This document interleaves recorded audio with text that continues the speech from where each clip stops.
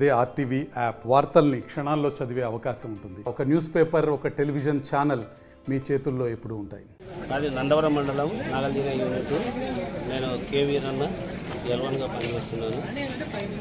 ఇప్పుడు ATM model వలన రైతులకి ప్రతినిత్యము ఆదాయం చేకూరుతుంది. ఎందుకంటే ప్రతి దినము ఆకుకూరల వలన మన బీరకాయలు ఇట్లాంటివంటివి ప్రతి దినం అనేది రైతులకు ఆదాయం అనేది చేకూరుతుంది. కాబట్టి దీని వలన రైతులు ఆరోగ్యకరమైన కూడా ఉంటారు. అంటే మనకి క్యాన్సర్లు ఇవన్నీ రాకుండా ఆకుకూరల వలన కొద్దిగా రైతులు ముందుకు తీసుకుపోవాలని మేము కూడా మా జేడీ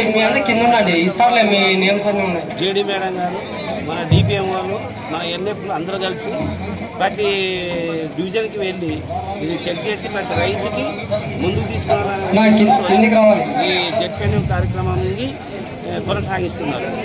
కాబట్టి రైతుల ఆరోగ్యం గురించి, ఎందుకంటే ఇంతకుముందు ఈ ఆరోగ్యం అనేది క్షీణిస్తుంది. కాబట్టి ఇప్పుడు మనం రైతులు కొద్దిగా డెవలప్ కావాలనే ఉద్దేశంతోనే ఈ కూరగాయల ప్రోత్సాహం వలన ఆదాయము వలన ఇట్లా ఆరోగ్యం వలన రెండు రైతులకు చేకూర్చదన్న ఉద్దేశంతోనే దీన్ని ముందుకు తీసుకురావాలని మా ఉద్యాన శాఖకు సంబంధించి ఎమ్మెనూరు, నందవరం, గోనెగండ్ల మండలాలకు ఉద్యానాధికారిగా వర్క్ చేస్తున్నాను. ఇక్కడ ఈ అన్నదాత సుఖీభవ కార్యక్రమంలో భాగంగా మనకి ఇక్కడ ఉద్యాన శాఖకు సంబంధించి స్టాల్ ఏర్పాటు చేయడం జరిగింది.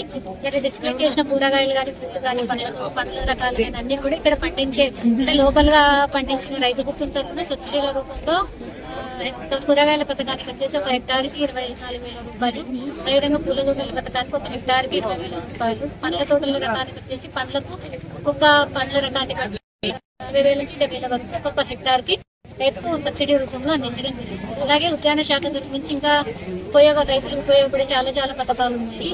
చిన్న నీటి కుంటలు, అలాగే ఉల్లి గోదాములు, ఎలక్షన్ సెంటర్లు, రోడ్లు, ఇలా అన్ని కూడా రైతులకు ఉపయోగపడే విధంగా ఉద్యాన శాఖ రైతులు సద్వినియోగపరచుకోవాల్సింది.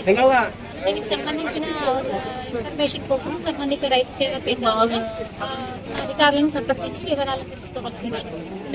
ఉద్యాన శాఖ అధికారిని ఎమ్మెనూరు డివిజన్లోని ఎమ్మెనూరు మండలం, ఉదయంల మండలం, నందవరం మండలం మండలాలకు ఉద్యాన అధికారిగా పనిచేస్తున్నాను.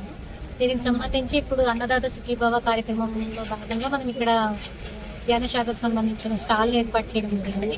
దీంట్లో ఉన్న ఎగ్జిబిట్స్ అన్ని కూడా మన పథకాల ద్వారా లబ్ధి పొందిన రైతులవి. వాళ్ళ పండించిన పంటలకు మనం ఇచ్చే సబ్సిడీల రూపంలో వాళ్ళ ప్రభుత్వం నుంచి రైతులకు సబ్సిడీల రూపంలో మనం వాళ్ళకి చెల్లించడం జరిగింది.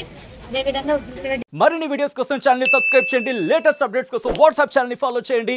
అండ్ లింక్ డిస్క్రిప్షన్ లో ఉంది.